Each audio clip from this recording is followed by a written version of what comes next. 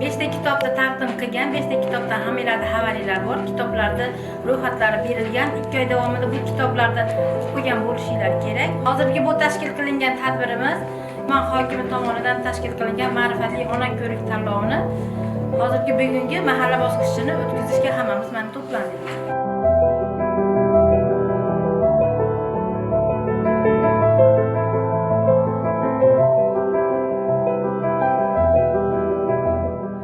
Toshkentdan Marg'ilonga nimalar keltiradi?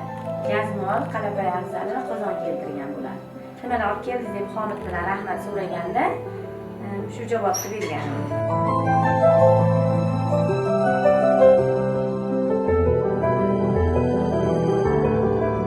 Men Oxunjonova Zebo, Andijon tumani Ittifoq muzey Mustaqil yutib ko'chasida yashayman. Andijon tumani hokimi tashabbusi bilan ma'rifatli ona ko'rik tanlovi e'lon qilindi.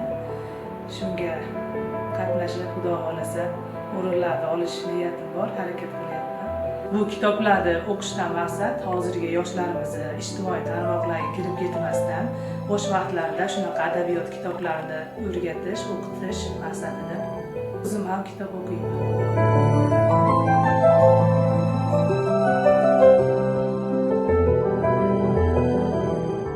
Andijon tuman axborot kutubxona markazida mahalla bosqichi bo'lib o'tmoqda. Bu tanlovni o'tkazishdan maqsad uyda o'tirgan onalar, uydagi farzandlarini ham kitobga bo'lgan qiziqishini oshirish.